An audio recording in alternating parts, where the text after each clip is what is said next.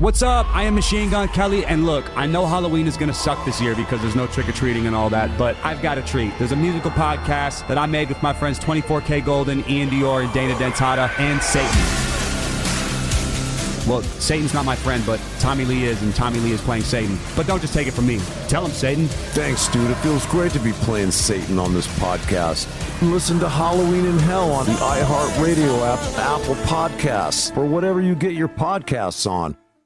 I'm Dr. Wendy Walsh, host of the podcast Mating Matters. I believe nearly every human behavior is motivated by a desire for love. I love the romantic endings. I believe in happy endings. Sex. Sometimes find myself looking for reasons to have sex. Or to hedge your reproductive odds. I've always been very active. In Mating Matters, we explore how our ancient brains are interacting with the modern world.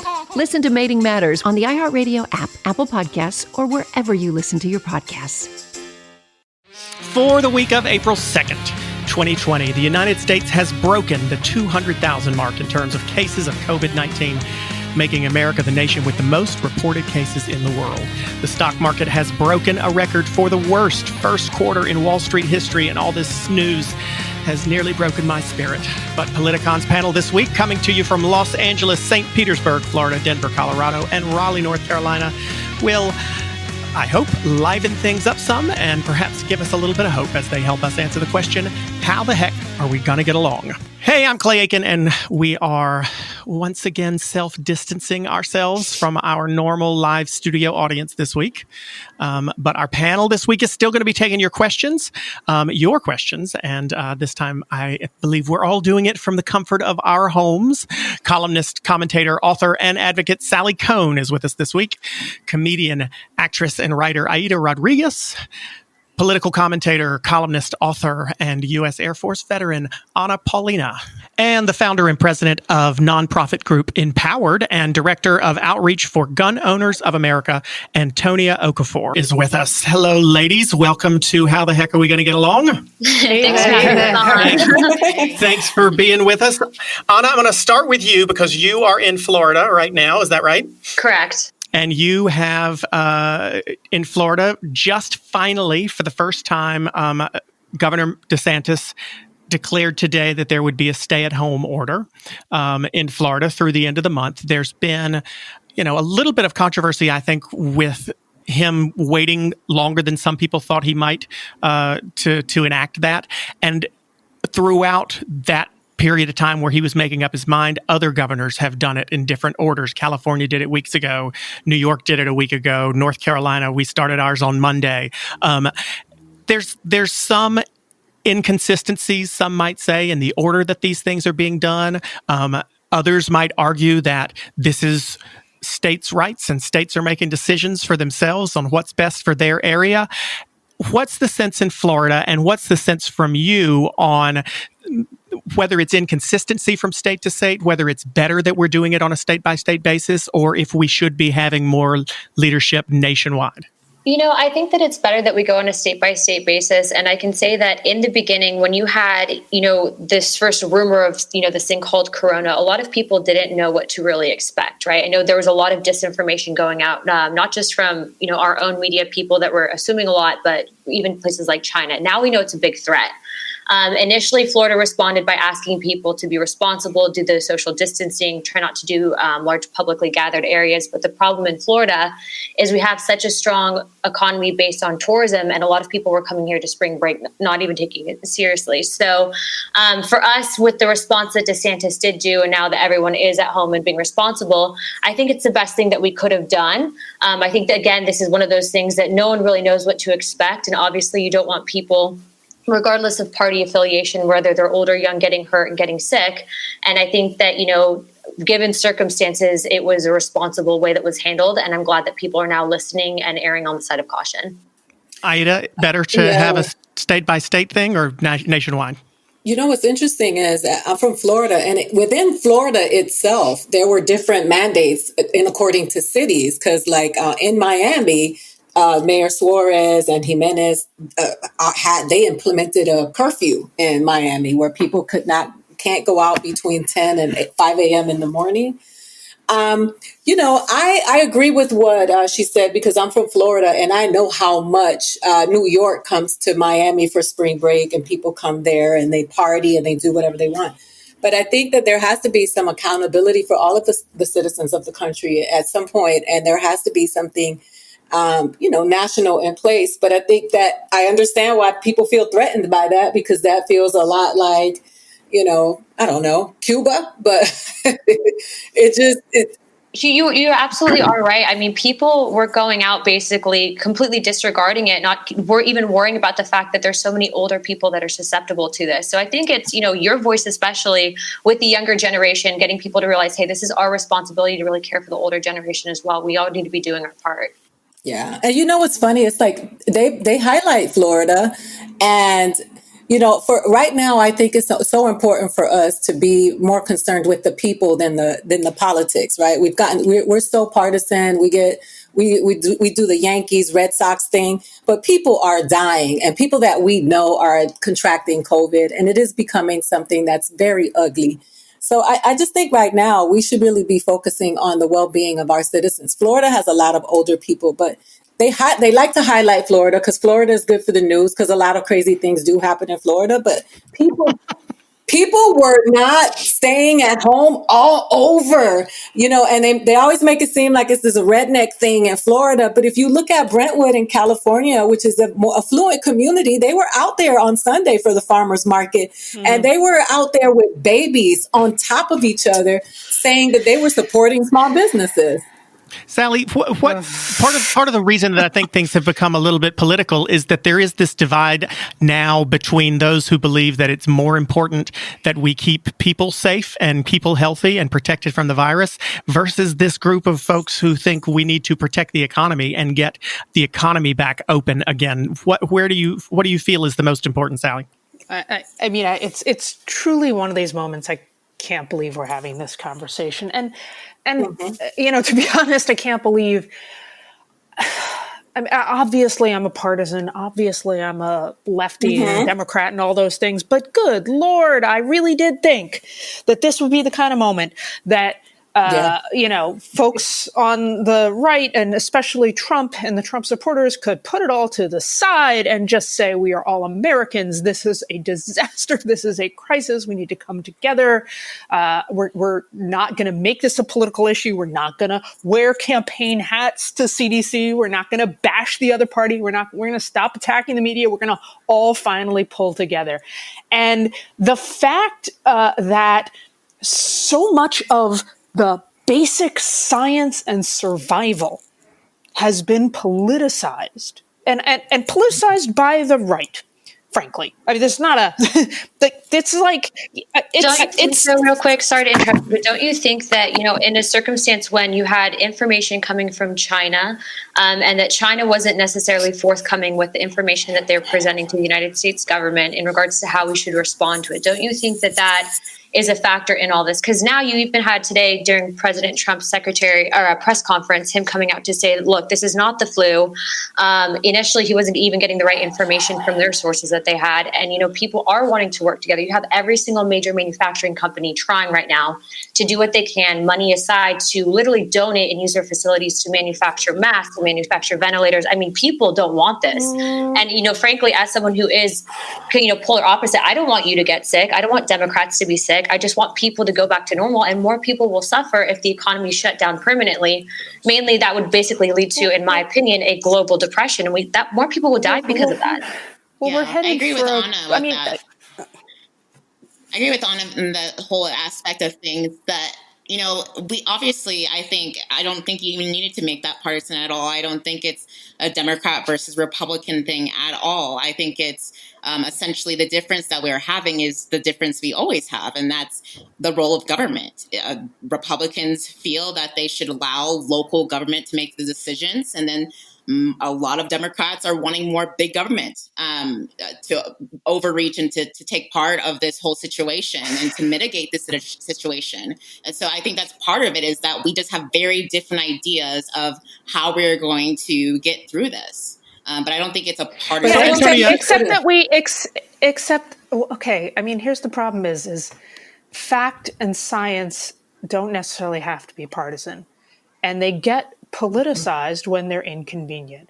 And so I obviously didn't have all the information about this crisis early on. And there are certain things. I mean, look, I'm a proud capitalist, and there are certain things that I know the market can't handle. And there are certain things we need government to do. And there are certain things that I support my local government. I believe in localization, and there are certain things that local governments can't do. So, it's no one here is a absolutist on anything.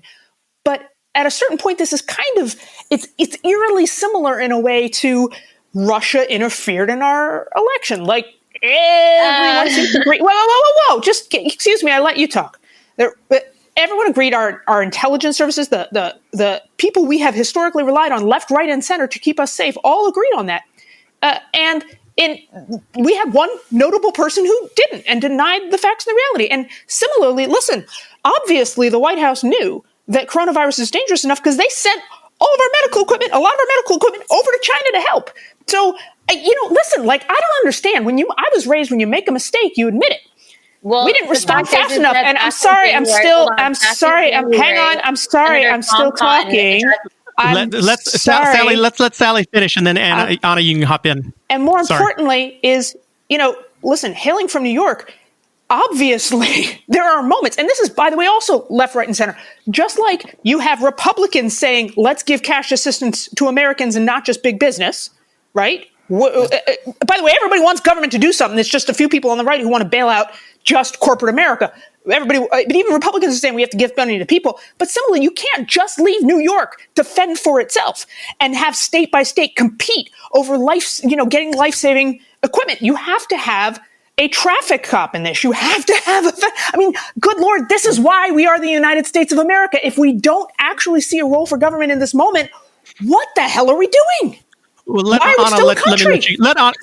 Anna get in here. So back in January, Senator Tom Cotton was actually tracking this and did advise at that time to Congress that basically we needed to get ahead of this. Now, no one anticipates that we're going to have something like this, a global pandemic hit the United States. And the fact is that the United States was not prepared for this because of previous administrations, previous policies, whether they're Democrat or Republican. So you can't just blame one person, one party for this not responding fast enough when at the end of the day, you literally have Ford Motors, someone who's coming together to make 50,000 ventilators, every single other manufacturer, those companies that received bailouts like Boeing and the other airline companies are literally using their facilities not only to deliver equipment for free, but to manufacture the things that we need. They should because they don't take care of their employees. They got bailouts. They make a lot of money from the American people who work, and they should be manufacturing the stuff. And what's happening right now is not a battle of ideology. One more second, I'll let you go. Even one more thing. I mean, you look at the fact that we don't have enough masks. All of those masks were being made in Malaysia, places like China, places that we sent our American industry over to. So we could not, no matter what we tried, if we wanted to supply our own hospitals, our own veterans hospitals with the equipment that they needed. So to seriously hold the United States government and people that have been elected basically 4 years ago accountable for this is irresponsible. And frankly, it's not the time or the place for it. No, they should be held accountable because if we don't hold them accountable, we can't hold Obama accountable for everything that happens now. I know, but he said previous prime but Donald Trump does it.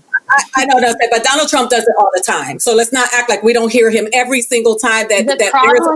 But let me finish talking because I was talking. We're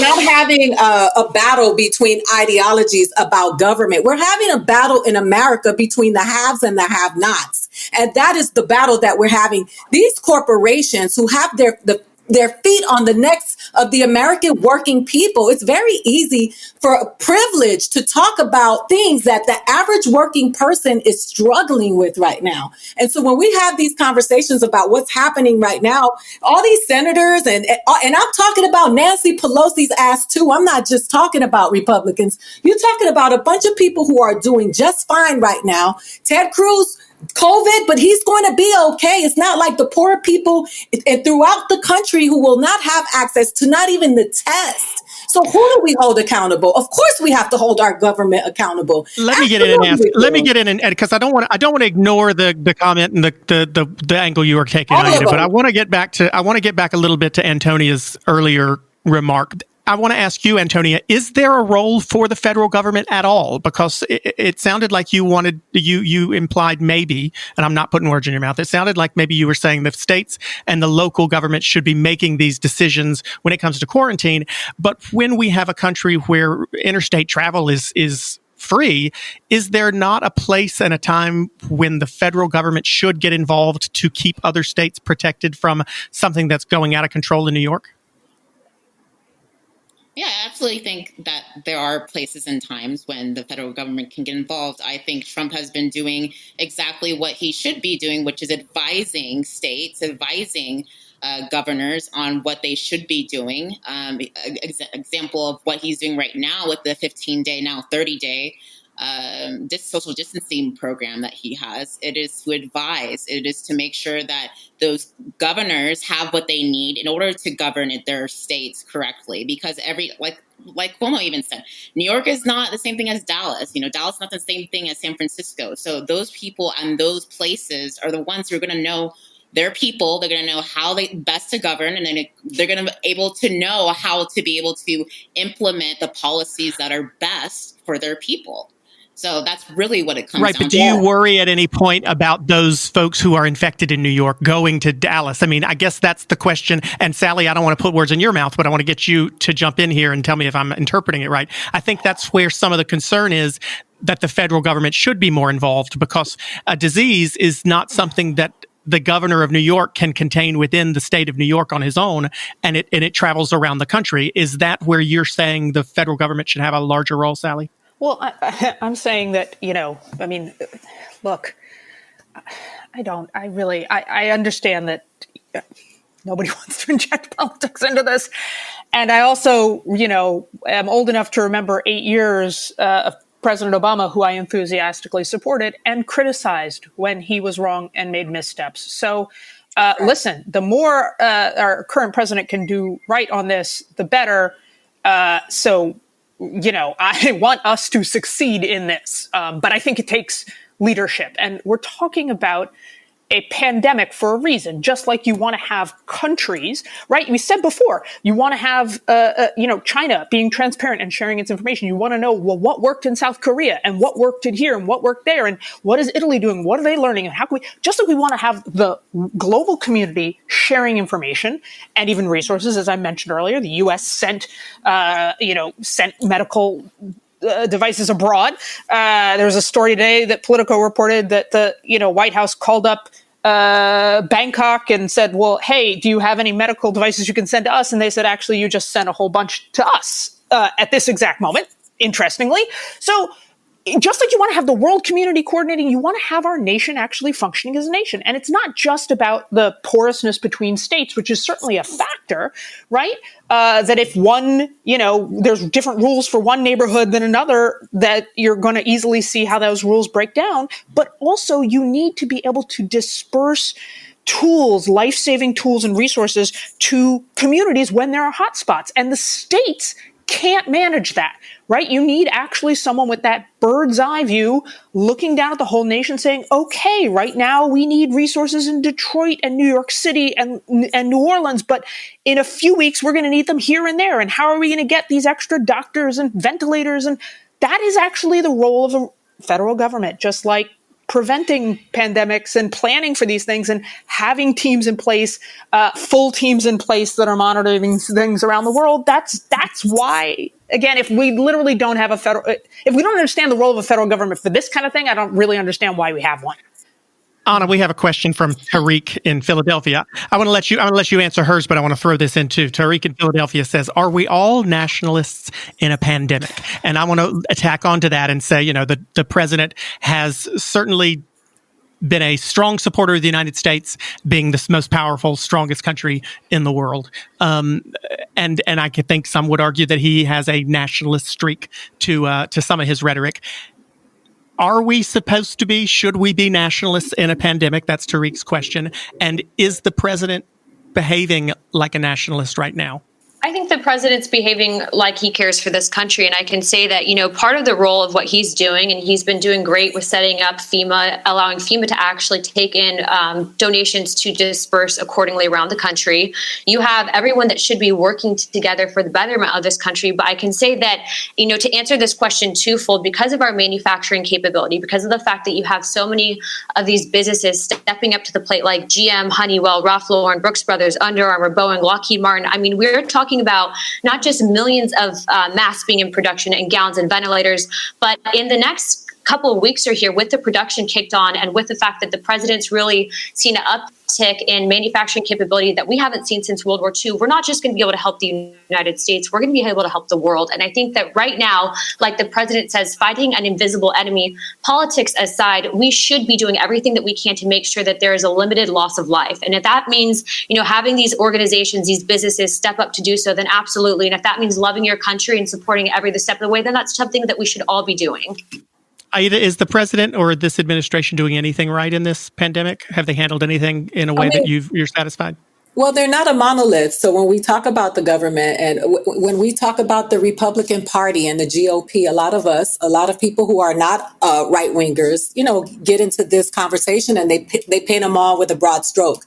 I think that there is some validity to there's a spectrum of people who support the Republican Party. When you see some people that say this is not okay, and some of these things are not being handled properly, and I don't agree with you. I don't think what I think Donald Trump has done has been, he is campaigning, meanwhile addressing a pandemic. And so we can't do that right now. So when you target the governor of Michigan, or when you are having a battle of who has the biggest whatever with the governor of New York, that's not conducive to survival for the people of the country. And so I do think that there has to be some accountability. I do not respect people who support Donald Trump who cannot say when he does things wrong. I don't respect people like that because I love Obama, right? I voted for Obama, but I think that Obama did a great disservice to people of color. I think that there was a spike in people being deported, a lot of the things that I don't stand for. And I was able to say that. But when you talk to people who support Trump, it seems like some of them, because all of them are not,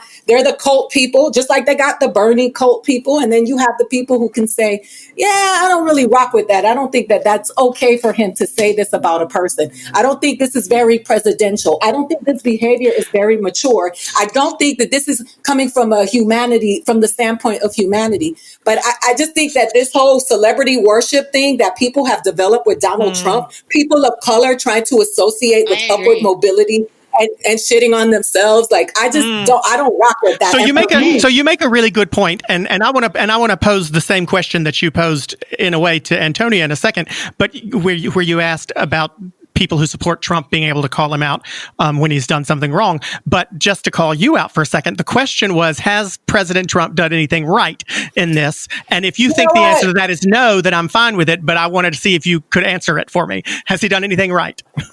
Well, I mean, I think that as he is coloring by numbers, right? So there are days where I feel like, okay, he's trying to do something. One thing you can see on his face is, I don't know if y'all can see it, but when you see Donald Trump and you can see the worry on his face, when I finally saw that worry, that's when I got scared because he looked like, I don't know what's going on. Can I tell you that I think he does everything wrong? No. And if he does everything wrong, then every other president has done it. I am not one of those people that thinks that anybody is perfect. I think that everybody is multifaceted. Do I like the way that he operates? No, I don't like the way that he behaves. I don't like the way I hate the way that he talks to people. I don't like the way he talks to women. The people in Michigan, I know people in Michigan who are suffering right now. So whether you have a problem with that, the governor of Michigan or not, I don't. But I think he does? Right. Go ahead. No, I was. I can hear you breathing. Like I hear you breathing hard. So I'm like, let her get it out. No. I hope you're not sick now, Sally. Amen. No. I'm happy to say things I think he's done well.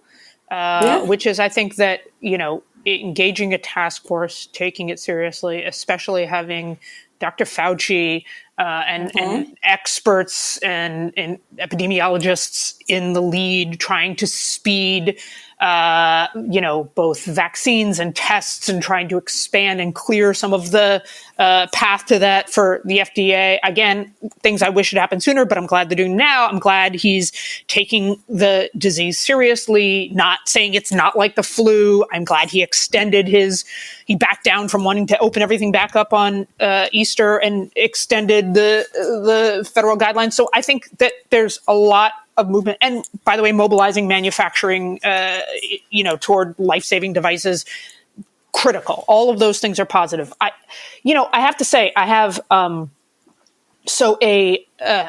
close friend of ours' father died of coronavirus. And I keep thinking about him, and I keep thinking, not red, not blue, not left, not right, not Democrat, not Republican, but as Americans, did this have to happen? And what could we and should we have done differently? And therefore, how does that inform what we could and should be doing differently now to prevent this? And what is hard for me in this moment is I feel like he's certainly the first person I've known to die, may not be the last from this disease, and that we're all going to suffer extraordinarily, not only these personal losses, but obviously this economic hardship, the hardship of just being pent up for all this time. And it is pretty hard to look at places like South Korea that had their same diagnosis, same first case on the same day, and have effectively addressed it, and wonder what could we have done differently. Because I have to say, I don't believe that America is exceptional, but I do believe we're extraordinary. And I don't think our response has been very extraordinary. And we may not always be as united as we like to be, but I believe we aspire to be united, and our response has not been united. And Antonia, I told you I'd come to you. I want to give you the opportunity. We're not South Korea. But I want to give you the opportunity, Antonia, to respond to her, but also more of us die? to let us know if there's anything. Your answer is, well, we're Americans, so we die? I mean, what's your point? I'm not saying that. You were saying that we should have been better than this. What could we have done to prevent this? To prevent a global faster pandemic? Testing, we were able quicker to do public information. Okay, and before I even go into that, I was going to say that like you said, all Trump supporters are not the same. And I will be one of the first people who are going to be consistent in that, saying a lot of Republicans, particularly conservatives and libertarians, did not like the way he handled with the stimulus package of putting a $2 trillion stimulus package through. I mean, we do not believe that is part of what government should be doing. And for Republicans to push that through, that's something where, again, people look at those responses and how we handle the situations and then say we're hypocrites. So I totally understand that there are definitely people who don't support everything that he does. But at the end of the day, we are all Americans, and we're going to kind of like the nationalist type of thinking of we're going to support United States first. And there are different ways of how we handle this pandemic versus South Korea versus Italy. And that's okay. We're just going to have to figure out what is best for the over 300 million people in the United States with 50 states. But is there an argument? Is there an argument at all, though, that if we're having far more cases than per capita than some of those other countries, the way we're handling it may not be the best way, even for us? Anna, you can answer, or Antonia, either one.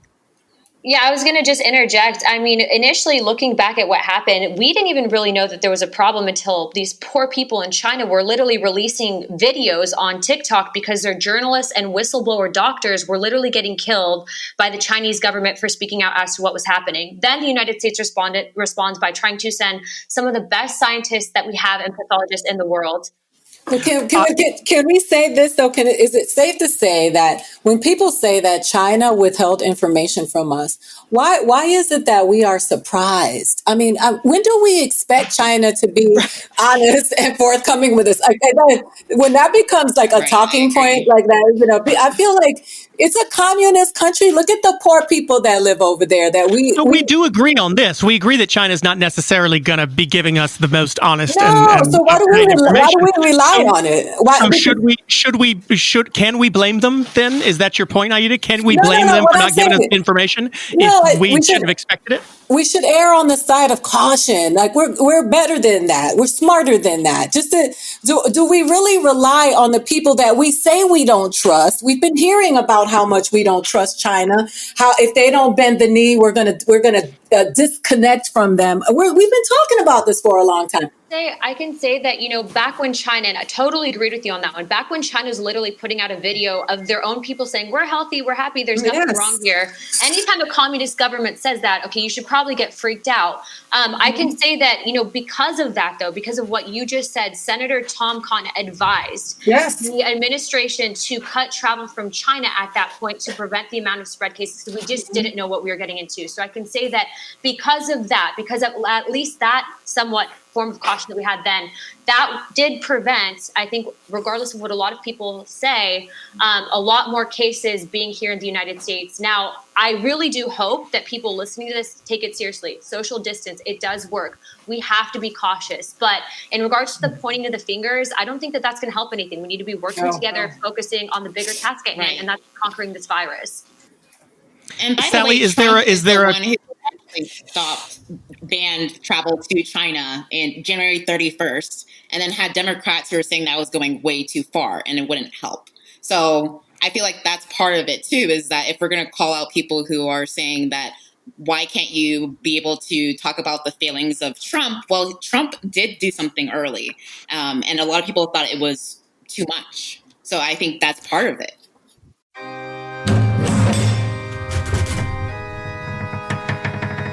Why did wax replicants crowd an Italian church? And what do wax organs tell us about the history of medicine? Why does the Minotaur still intrigue us? And why would its bovine mouth crave human flesh?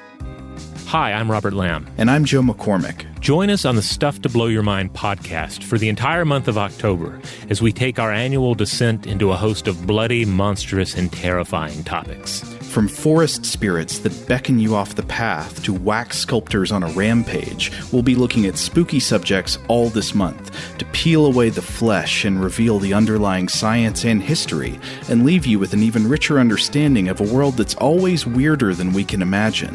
What sorts of scientific concepts can we glean from episodes of The Outer Limits or Tales from the Dark Side? And what's the ghastly history and promising future of blood substitutes? Join us to find out. New Halloween-themed episodes published twice a week, with older Vault episodes re-entering the world on Saturdays to spread around some of last year's grisly offerings. Listen to the Stuff to Blow Your Mind podcast on the iHeartRadio app, Apple Podcasts, or wherever you get your podcasts. I knew they were going to kill him. Police ain't FBI. This is Fight Night, a new podcast from iHeartRadio. This is the story about two guys from opposite sides of the street. A hustler blamed for robbing the most dangerous gangsters in the country. This is like issuing a death warrant for me for something that I don't even know anything about. And the cop who tried to save his life. They thought he had robbed the deadliest man in this country. Guys who would not hesitate to blow your head off. In 1970, Muhammad Ali triumphantly returned to the ring. At the hustlers' party that followed, gangsters from around the country were robbed of $1 million. This story from Atlanta, Georgia, has been reported for 50 years. But now, for the first time, you're going to hear what really happened from the people who lived it. Listen and follow Fight Night on the iHeartRadio app, Apple Podcasts, or wherever you listen to podcasts. Sally, is there a lack of a clarion opposition voice on the left right now? Should Joe Biden be doing more? If he's the presumptive nominee, should he be speaking out more? Should he be speaking out to criticize the president? Should he be speaking out to try to assist the president in some way? Where is the Democrats' leader at the moment? Yeah, I don't know. I think he's this is where you get the nominee you wanted. And I've for some time now thought, I feel like we could kind of use a do-over on this because I'm not sure in the moment we're in and the sort of situation and the nature of, listen, normal disclaimer statement, I will support the Democratic nominee, whoever that nominee may be. And, Joe Biden's sort of claim to electability was he would be the return to normalcy for America. Well, now we're in a situation where things may never be the same ever again. And so I think he is a, dyed in the wool, old school politician in the sense that he is very careful in a moment like this to not stick his neck out, to not be seen as politicking or engaging in politics. And there's something to be said for that in, maybe the way things were 4 years ago, but the way things are now, I do think his voice and his leadership is missing. And that being said, we happen to have a very deep bench and a lot of strong people on the party, both in Congress and out, who are being very, I think, strong voices and making strong moral points in this moment. I'm a little confused then. So is the desire to not put politics into this pandemic, or is it that we should be putting more politics into it and have a Democratic nominee who is more political? We shouldn't politicize the pandemic. Politics is not going anywhere. The politics is already here, right? But we shouldn't politicize the pandemic. And no, Joe Biden has not been the leader. When people say that they want to return to normalcy, I would like to know what normalcy they're talking about. That as a person of color, you know what I mean? Like as a woman, as a person of color, when they say we want to get America back to where it used to be, what exactly are they talking about? Because when you're talking about when Joe Biden, who's riding off of the Obama train, well, let's be real, and got so many people of color just falling behind him and fawning after him because they assume that he's the Obama guy. What exactly are we trying to get back to? Like, I just think that the world will never be the same again. And so that's why people get mad at me from everywhere, because I'm like, I'm not in this to be a fan of somebody. I want this country to be the best that it can be for everybody in it. And let me just be real clear. I'm not saying he was my choice, right? I heard that. And I'm not endorsing, I do not think we need to return to quote unquote normalcy, and the status quo was really, really problematic. Listen, and it's part of what made us so vulnerable in this moment, and the inequality that this disease is clearly preying upon. So and let me just say this about Joe Biden real quickly, because he took a long time to even respond, right? Everybody else was like, hey, man, I don't know everything, but I got to show up to the people. He disappeared, but he was in D-Nice's Instagram party. Whoever was managing, if it was him or whoever's managing his social media, throwing a thumbs up on an Instagram party in the middle of this pandemic without making an announcement about what he thought about what was happening in the country with regards to this pandemic. And I think we just need to start calling out all of these people, all of them. I'll say this.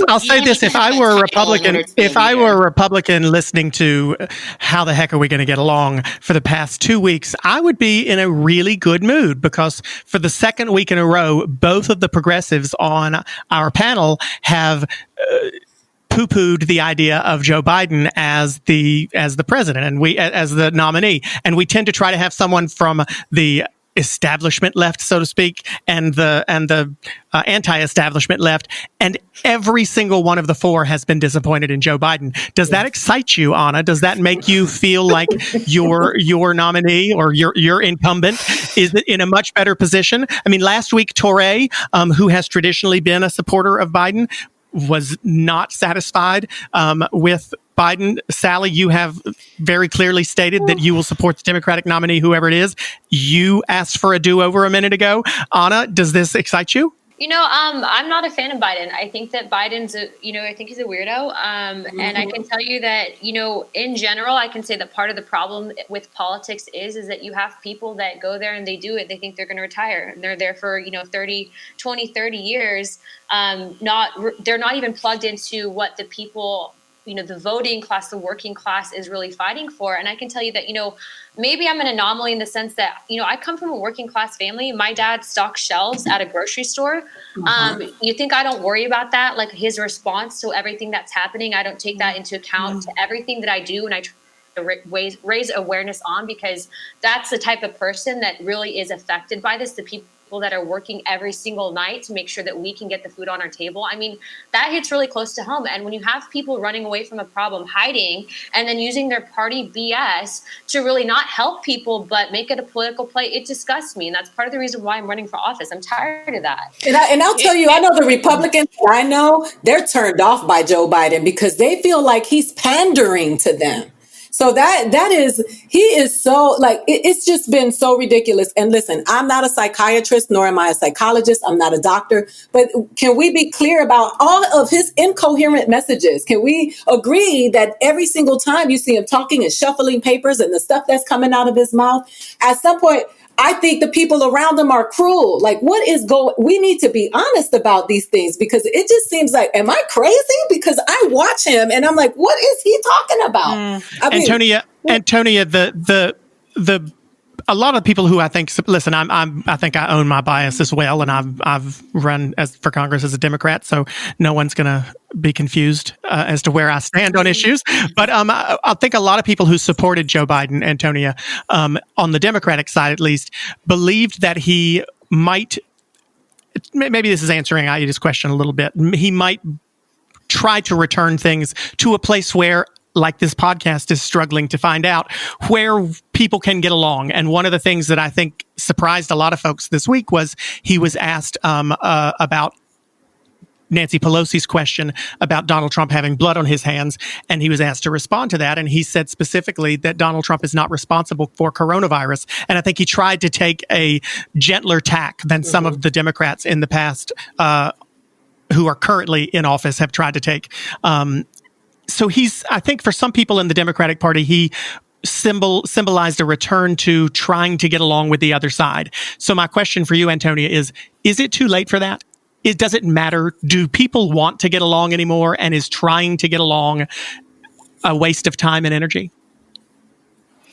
I think definitely the attraction to Biden is that people want that, like she was saying, the sense of normalcy back. I think he definitely is the polished politician when it comes to everything like that. And well, on the fact that the news media doesn't talk about the fact that he has gaffes like saying that poor kids are just as bright as white kids, or, cursing out a worker and saying that he just doesn't want to have AR-14s, which don't exist. That's the type of stuff that just completely is, if anything, already has just completely pushed off and turned off those people in middle America, which I remember when Trump won and New York Times and NPR, they got it for a second that maybe we should be listening to middle America. And here we are again, a nominee as Biden, who is the epitome of a sharp-looking politician, being the person who is the nominee for the Democratic Party and doesn't get anything about middle America at all. So I think that's what it is. This is an election about normalcy. It's not about I'm excited about this candidate. Look, I was a Democrat before. I voted for Donald. I voted for Obama twice in 2008 and 2012. And I still respect the family. I'm not going to be one of those people who are going to try and degrade Obama or even his legacy. I just changed values. I just didn't have the same values as the Democratic Party. And that's it. And I think that's really what it comes down to a lot of people is, what do I want to, do I see that person? Am I reflected in that person that's going to be the leader of the United States, or do I not? And do my values match with that person? Sally, you laughed when I suggested, Sally, when I suggested that maybe it was too late. It was too late to try to get along. Did you have a thought on that? Oh, well, okay. So part of the issue here is we all like to think as Democrats that our preferred candidate would be behaving differently in this moment. But the fact is that, that while no one was really noticing because it was the most anticlimactic end of a primary, it just sort of, faded into a virus. The primary is in effect over. Now Biden is in effect running in a general election, except that there's no campaigning. And it's just either way, as a general election candidate, at least again, back in normal days, you would be trying to, appeal to the broadest base, and you're not. And again, in the middle of this kind of crisis, you don't want to necessarily be. It's this weird thing where, yes, you want to be campaigning, but you don't really want to be politicking. And that is a hard position for anyone to be in. And we like to think that maybe our candidate would have behaved differently in this moment, but maybe they wouldn't have. Now, okay, your other question. I happen to believe that the perhaps central thing that we need to figure out how to do as a nation is come together. And that doesn't mean leave aside our beliefs, our values, our uniqueness, our differences. But it does mean figure out how we have those differences of opinion, differences of identity, differences of even core values sometimes, while at the same time also connecting with, remembering, and embracing what we share in common, right? And I think that as much as we're even arguing in this conversation, like, we all agree we don't want people to die. We all agree we wish we'd done some things differently. We hope we do some things going, like, there is a lot that connects us. And I think, unfortunately, and this is a historic phenomenon in our country, right? Historically, the United States has really, really struggled with everyone being included in the American project. And we are at a stage where we are doing that again. We were already having that struggle again. And now we have a deadly virus mapped on top of that inequality and injustice. So figuring out how we actually all move forward together is going to be, it was the central, I think, question before, and certainly in the wake of the devastation of this virus is going to be our core challenge as a people. Let me throw one more bomb in the water before we move on to our quick fire questions from our listeners. Aida, is this the ideal time to be making an argument for universal health care? Absolutely. I think why? Whatever version is, what's funny? Where are we going to get the money from? Where are we going to get the money from? And this trillion package came out of nowhere, where we finally found out where we get the money from. Yes, because the people. So see, this is the thing that I think about. I don't hate anybody. So I don't operate from that. What I operate from is thinking about the average person.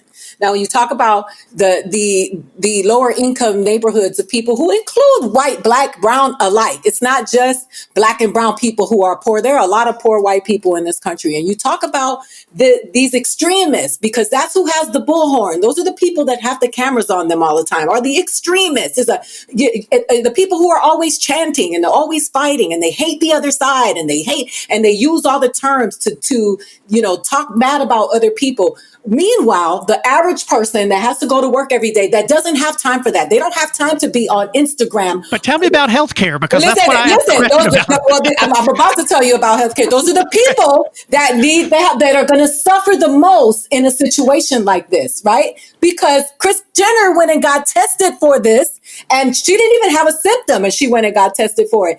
My mother still hasn't gotten tested for this, and she has cold symptoms in Florida. So, of course, I would believe that this is a time for universal health care. That does not mean that I want America to be Cuba, because we have... I'm not finished. Yeah. Because I know we get into the socialism talk, and my father's from Cuba. We start having these conversations, and people start saying, we are socialists when it benefits the top, when it benefits rich people. But when it comes down to the average man, we repel that. So yes, it is a time for universal health care for these people who are suffering right now, the people who are dying in the hospitals by themselves, the 16-year-old boy in California who couldn't even go to the hospital because he didn't have health care and died. Well, I want to let Anna get in here and make the counter argument, because there is a strong argument from some people on the left that, everything that Aida just said, that this is a time where we should have far greater access to health care. The president even specifically, worked with pharmaceutical companies, healthcare companies to make testing free. Does it weaken the conservative argument when we have a pandemic? Does it weaken the conservative argument that healthcare should be still in control of private insurance companies? So here's my perspective on it, and I think I bring a unique approach, and one that I was looking at doing the whole medical school doctor route, and I kind of know a little bit about what's involved in regards to why health insurance is so high from a physician and a carrier perspective. The problem with universal health care is that in theory, it sounds great, but is it actually possible to be done? One being that we don't have enough doctors, nurses, and then in addition to that, the quality of healthcare drastically declines, which is why a majority of people that do offer universal healthcare in other countries end up coming to the United States for treatment, because at the end of the day, they're not actually able to sustain some of those life-saving procedures. But moving forward with that, I can say that, I do think insurance should be more affordable. And I do think that you should have people that, for example, like my dad, who literally stocks shelves, should be able to afford that on that wage, but that has to come through legislation reform at the top down. And the problem is you have so much corporate interest keeping politicians on both sides of the table pushing legislation so that reform can't happen. And so I think that when we're looking at how do you actually take something like that, how do you apply it, make it affordable, but not necessarily, when I say universal healthcare, that's something that comes out of the taxpayer. I want to give people an option to afford it, but not necessarily where you're forcing and then essentially bankrupting the economy to do so. I think that everyone, and this is coming from someone who literally wanted to become a doctor, open up my own clinic for low-income people, you have to do it from the top down. And that has to come in from DC on both sides, from people that are not being controlled and lobbying for these corporate interests. I just wanted to say something about that, because I really think that one of the things that I really would love for us to do is to be, we have to be objective when we talk about other countries. We really like to pump our chest a lot and say that America is the greatest at a lot of things, but we do go seek medical guidance and advice in other countries that do not need us, right? We were knocking on Germany's door trying to find out about how to flatten the curve in America. So we have to stop talking like we're just the best at everything, and we're not. We are just like everybody else, imperfect, flawed. And yes, I do think that this is a matter of corporations and on both sides. But I do not think that that is going to diminish or devalue the quality of healthcare in this country if it's accessible to everybody. And the reason why we don't have the doctors is because it's so expensive to become a doctor in this country. And we have so many people in debt because they can't go to school. And we're looking at it from looking at it specifically, but we don't look at it holistically. And there are a lot of things that need to be reformed so that this actual system could work for everybody in this country. And I'm tired of poor people always getting the short end of the stick everywhere you go. And that has nothing to do with race. There is a doctor shortage, and I do believe that if we could make going to medical school, one, not so darn expensive, because it really is. Yeah. I mean, had it not been for the military, I wouldn't have been able to even afford it. I would have been, probably $100,000 in debt, and then that would be it. But the point is when you're looking at this and how to actually make it something to where people can, attain it and access it, it's a really big problem. And Clay, I'm sure you know what it's like to run for Congress. You know what happens with lobbyists. You know when you go in, what you're taking on. And the thing is, the objective is if you can raise that clean money is what I call it, and then get in there to do that reform. I mean, that's really the only way that we'll see change that's really for the betterment of the people and not these other groups. So I say that, on that topic, coming from a perspective of one, I'm still married to a military member. I still have TRICARE, which is a military health insurance. If there's an option for me to go on base or off base, I choose to go off base because at the end of the day, it's not the best healthcare. And, part of the problem that we have even with the VA now is that although the military promises insurance and healthcare for some of the veterans, and I myself use it, what ends up happening is because of that, you have a lot of red tape, and sometimes people that are not incentivized to be as good as they could be because they know that they're going to be getting that VA paycheck, they're not providing the best care. And I think that in theory, again, it sounds great, but the problem is I think people. And, we just can't put too much of a trust in government to do that when at the end of the day, we could do it and reform it in a different way to where it's more affordable and people can get access to great healthcare that's actually something that's worth it and not something that's just draining all the wrong people for all the wrong reasons. Okay, I'm going to move on to our quick fire round where we take questions from our listeners, and I don't always randomly assign them to people. Some of them will be focused, but they don't necessarily all have to do with the virus or healthcare right now. Although, as you might imagine, that's what's on a lot of people's minds. So we're just going to go with one for each of you, and you can answer as quickly and thoroughly, whatever as you want to. Matteo Portelli, it sounds like, from Instagram asks, Antonia, I'll give this one to you. Do you think emotional polarization dismays teenagers from engaging with politics? Well, I do a lot of work. I'm the director of outreach for Gun Owners of America, and I focus a lot on student outreach. And so that's my passion. That's my heart, is talking to a lot of students. And a lot of students come to me and ask me, how are they able to engage in politics? Because they don't know where to start. I think part of it is that, a lot of young people, including myself, growing up in the last even just 10 years of seeing politics and not being interested in being a part of it because of the partisanship, because of not seeing actual solutions that really work for everyone. And so I think part of it is just to say that we need to encourage young people to know that their vote counts, that when their voice counts, that they can stand up and speak out about the issues that are important to them. I always take it as a one-on-one approach. If I can help one person change their mind on politics, then I'm doing my job. And so I think that's part of it, is that the social media age, where if you don't have thousands of influencers or followers, then you're not really doing something. That's not true. At the end of the day, it comes down to face-to-face type of changing minds and hearts and minds. Okay, Sally Steve from Butte, I'm assuming that's Butte, Montana, asks, wasn't Andrew Yang the man? Wasn't Andrew Yang the man for the moment? What am I supposed to do with that question? I don't know. Hey, we honor our listeners' questions, so do with it whatever you choose. I should say, I know this isn't the time exactly, but I should say, because it's late, this is not my ideal time. So my brain starts to fade. So I should say I have inordinate gratitude to Andrew Yang for two reasons in this moment. One, because he anticipated even before we saw this sort of out of nowhere global pandemic, that the changing nature of the U.S. economy and the global economy would necessitate what incidentally has been a good idea even before, which is the idea of a universal basic income. And obviously, in the wake of this pandemic, a lot of people, including Republicans, took his idea off the shelf, as it were, and are, at least in a short-term way, implementing it.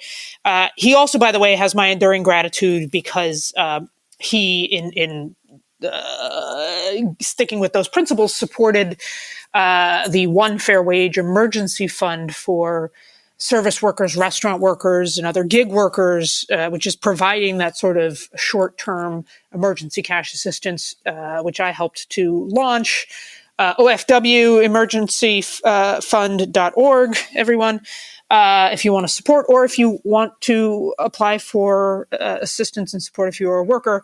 Andrew Yang made a very generous donation to support that, and is very aware, as we all must be, that not all workers, not all service workers are going to be beneficiaries of public assistance, including the emergency public assistance from the federal government. So look, he was right on that. I think a lot of the things that Bernie has said suddenly, don't seem so fringe, but seem like, pretty core central ideas, like this would not be the kind of crisis it is if everyone had access to affordable quality healthcare, including Medicare for all. I think, look, obviously, or for those who know, Liz Warren was my candidate, and hell, I think she'd be amazing president in this moment, because Lord knows she has a plan for all of this. So, again, it's what if we really want to talk about the Democratic, all the candidates, with maybe the exception of one or two or three, had the... Well, he was really just asking about the one. I know, but Andrew Yang. I'm sorry, because I can't just answer the... Well, feel free to go through every candidate who's ever run for president. All I was going to say was, I feel like we had a really strong bench of really, visionary candidates with a lot of great ideas. And the great thing going forward is that we get to be the party that includes and incorporates all of them. Sally, I feel like we need to get you some antidepressants. You seem a little sad right now. Were you kidding me? How can you not be sad in this moment? Sorry. This is... Oh, come on. You're so light and funny usually. You're supposed to cheer me up. Let me move on to I'm Anna. Sorry. It's How dare you? This is what pandemics do to me, I guess. Right. Anna, preventable deaths make me sad. Okay. Yuri from Denver asks, Anna, should Congress be able to vote off the record? No, I think that part of the beauty of us being a open and very public society is we should know exactly what our congressional representatives are doing. I think full transparency is probably the best thing that could be done for the United States currently. I'm going to ask Aida the same question. Aida? Yeah, I agree. Should Congress be able to vote off the record? They should be held accountable for because that we talked about it earlier, and she talked about it earlier. We know who's in their pockets, who's writing the checks, and we understand. I'm such a big advocate of local government and people being aware of who they're supporting that's affecting their everyday lives, and they don't, because they're so caught up with the national stuff that they don't pay attention to the district attorneys and the sheriffs. So yeah, we need to know what you're voting for, who you're supporting, and who's paying you.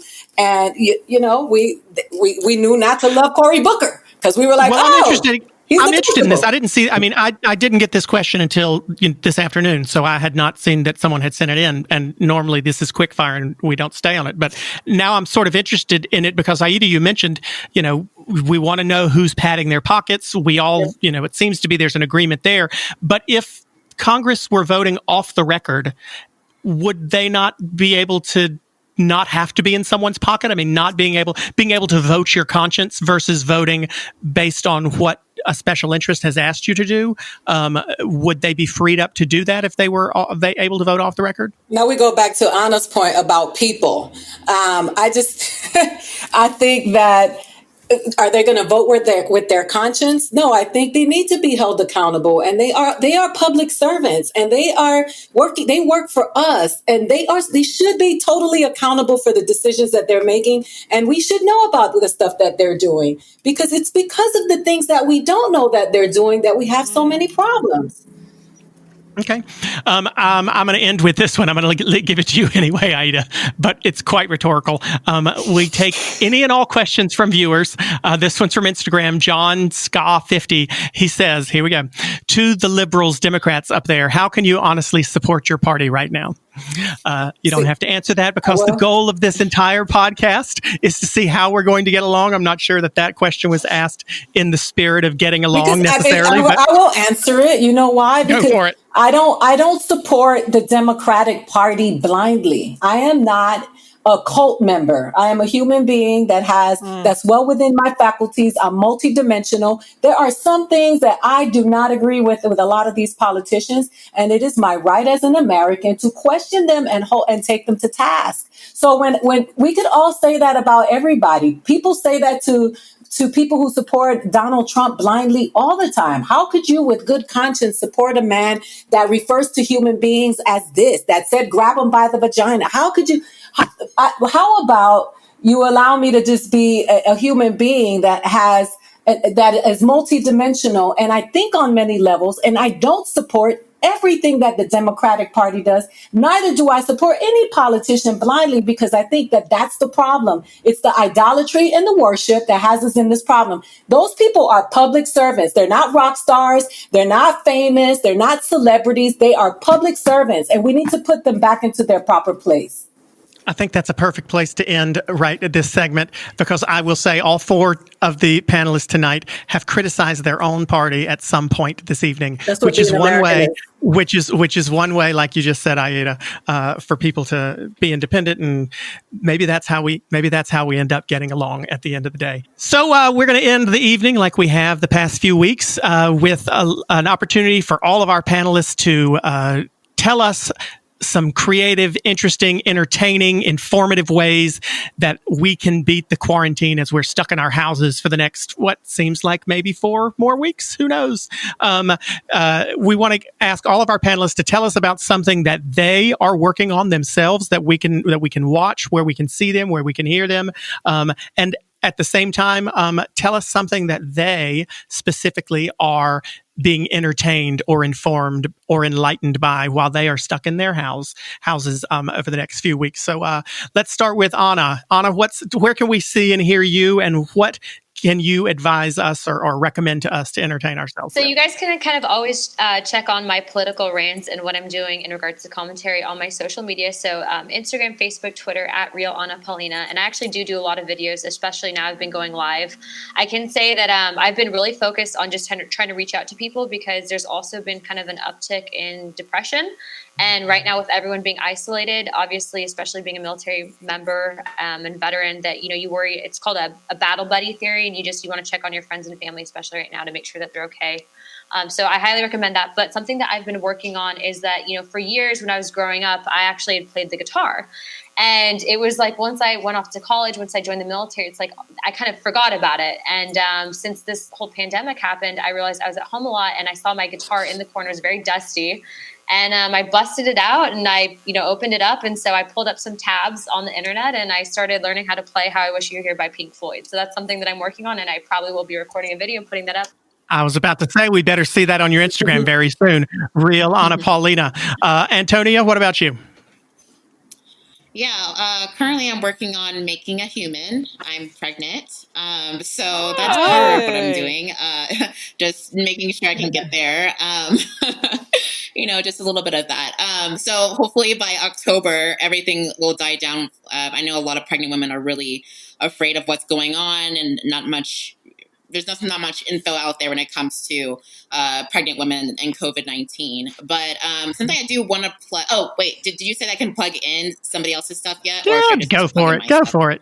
Yeah, okay. Do your thing. Well, whatever you want. I'm really excited about. I'm not even Jewish, but there's a woman named Bethany Mendel who last week literally was just like, there are a lot of healthcare workers in New York who are not able to even eat the food that are donated because they're not kosher. And so she decided as a Jewish woman to just go and start donating kosher pizzas to healthcare workers in New York, and people found out about it. And now a week later, it's about $50,000 donations to just helping healthcare workers in New York. So it's called Kosher 19.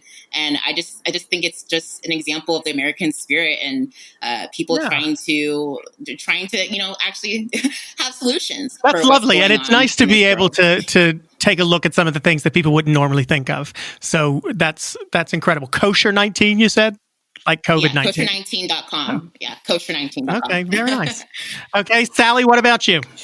Well, obviously, as we've all pointed out, I'm just sad and depressed and trying to make it day to day. I, change from Sally recommends Paxil. The day from listen, they're all doing very well right now. Those pharmaceutical companies, right? The day pajamas. Make sure I have different pajamas for the daytime than the evening. You're doing better than me then. I mean, that's not even a joke is the thing. No, look, I mentioned before, I've one of the most, I always have found one of the most helpful things in moments of hardship is to help people who have it worse off than you. And, 4 million restaurant workers have already lost their jobs. Another 5 million are expected to in the coming weeks. Not to mention delivery drivers and Uber drivers and Lyft drivers and other service workers. And so OFWemergencyfund.org, I've been pouring my heart and soul into that and to helping get cash assistance to people who need it quickly and raising as much money as we can to give as much money to people who need it. And honestly, that is, I think trying to do good for others is always a good balm. And it reminds us that we are really all in this together and we all need each other. Excellent. Aida, you're usually all over the TV somewhere. Anywhere we can see you? So right now I've been going on Instagram Live as well. And what I've been doing though is I've been staying away from political stuff. And what I do is I bring on a comedian to talk about a time where they did really bad, where they bombed. And then to share a new joke and then share a funny story. So I've been doing that every day. Tiffany Haddish has done it. Like I have quite a few people come on. But I'm raising. I'll come on because I'm very good at losing things. I want you to come. No, I love you. I love you so much. I'm wonderful at bombing. Nobody's saying the bridge over troubled waters like you. God dang it! Don't you ever say that. I'm a fan. I was there. I went to that show. Oh gosh. But I'm also raising money. A lot of people who sew throughout the country that sew for a living from the middle of the country all the way to Florida that work at the towel mills have lost their jobs. So what I'm doing is raising a fund to pay people, give them a stipend so that they can help make masks for our care workers, our medical workers, and help with the PPE. So I set up a GoFundMe. People already started donating, so I'm really excited about that. And it's called Sewing in Action. And then I wanted to shout out also Frederick T. Joseph, who has done a rent relief program on Twitter, and he's been tweeting. He's teamed up with Cash App, and he's been tweeting people money to help them pay their rent because so many people have lost their jobs. So that's what I've been doing. And of course, I watching Tiger King. I was going to say, how are we going to make it through this whole thing with all four of you and no one has mentioned Tiger King yet? We were avoiding the topic because I live next to that Click Carol lady. She's like right over the bridge in Tampa. Yeah. Well, you better be careful because she's feeding people to tigers, girl. So that's why I didn't get Tiger King out. But. Tiger King transcends all everything. If you haven't seen it, you really should. That was going to be my thing this week was Tiger King, because I don't usually like to get involved and watch things that are overhyped, and I just got sick and tired of people talking about how much they hyped it, and I finally said, fine, I'll watch an episode. Finished the whole thing in one sitting of the same pajamas that I had worn the day before, Sally. So you're not alone with that. Thank you very much. Aida Rodriguez, Antonia Okafor, Paulina, and Sally Kohn. Thank you guys so much for being with us this week. Thank you all for listening. We will be back here next week. Hope no one just fell off their chair. We'll be back here next week. You can send your questions to next week's panelists at Politicon on Twitter and at Politicon on Instagram, or you can email at podcasts@politicon.com. And we will look forward to talking to you next week. Thanks, everybody. Thank you. Stay safe, everybody. Stay safe, everyone. Thanks so much. It was fun doing this with you.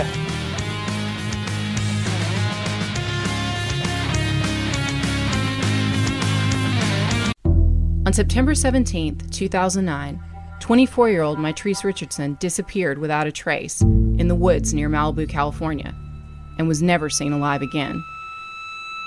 I'm Katherine Townsend, host of the podcast Hell and Gone.